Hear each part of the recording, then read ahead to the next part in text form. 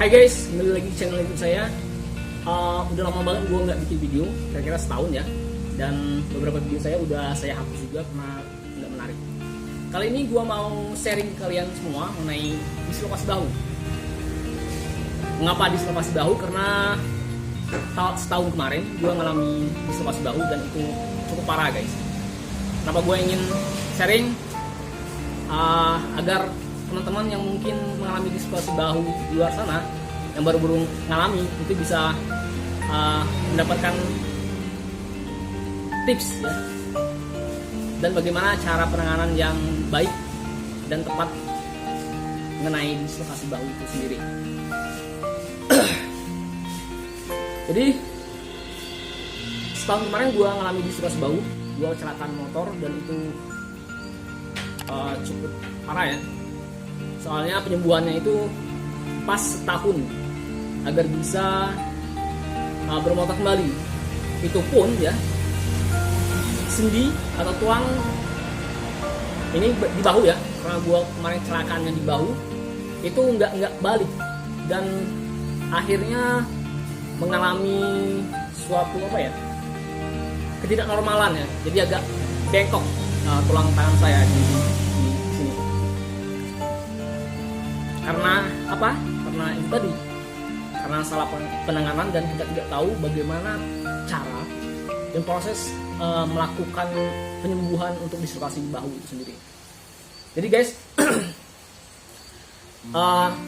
ini dislokasi bahu itu ya biasanya terjadi karena terjatuh, biasanya bisa karena tabrakan motor juga bisa, sehingga mengalami trauma di tulang sehingga mengalami pergeseran. Cara maknanya juga seperti itu. Secara umumnya adalah pergeseran tulang atau sendi ke tempat asalnya, itu dislokasi bahu. Jadi bagaimana cara penanganannya? Biasanya cara penanganannya ini, yang pertama ya, kita harus kalau biasanya di awal-awal itu kan bengkak ya. Kalau bengkak itu biasanya kita kompres dulu ya selama sehari biar dia agak kempes. Setelah itu baru kita menanganinya dengan lebih lanjut ke pengobatan yang lebih intens. Misalnya kalau kita tahu tukang ahli tulang yang bisa mengembalikan sendi, kita bisa ke sana. Ataupun kalau nggak mau mengalami rasa sakit ketika ahli tulang itu mengembalikan tangan kita ke asalnya, kita bisa juga ke dokter. Karena di dokter itu kita dilakukan bius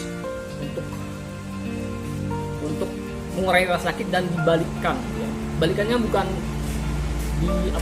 disayat, dioperasi gitu enggak guys, tapi dilakukan secara manual gitu ya. Kalau bahasa saya seperti itu, kalau bahasa medisnya saya nggak ngerti seperti apa. Jadi seperti itu guys. Jadi ketika kalian mengalami dislokasi bahu itu jangan panik lakukan penanganannya. Jika dia bengkak, kita kompres. Setelah kompres udah nggak terasa sakit, kita bisa melakukan pengobatan lebih lanjut, entah itu ke dokter ataupun kita pergi ke ahli tulang ya, ke ahli tulang ya guys, yang betul-betul bisa melakukan pengembalian sendi kita. Jangan ke tukang urut, karena saya nggak menyarankan ke tukang urut, karena biasanya tukang urut hanya melakukan urut saja, yang nggak bisa mengembalikan tulang itu sendiri. Karena prosesnya itu biasanya khusus untuk seorang yang ahli, bukan sekedar orang yang bisa mengurut. Seperti itu guys. Saya ini mengalami setahun ya, dan itu cukup, kalau dibilang parah enggak sih sebenarnya, karena standarnya dislokasi bahu itu memang seperti itu. Kira-kira setahun itu memang baru bisa bisa beraktivitas untuk melakukan kegiatan, karena tangan kita betul-betul ini saya di bagian tangan ya, tangan saya bisa beraktivitas lebih baik gitu. Meskipun ya masih kesemutan nih guys, dan tulang saya belum dibalikan ini, tapi saya nggak tahu juga ya kalau dioperasi mungkin bisa atau nggak, karena udah setahun dan saya udah nggak ini lagi, nggak peduli lagi apakah mau dioperasi atau nggak. Ya udah kayak gini aja, dan ya nggak apa-apa, asal bisa mengangkat dan melakukan kegiatan-kegiatan yang nggak berat, kalau bisa dilakukan. Itu aja guys mengenai dislokasi bahu, tentang dislokasi bahu. Semoga apa yang saya sharing ini bisa bermanfaat untuk semua. Sampai ketemu di video saya berikutnya.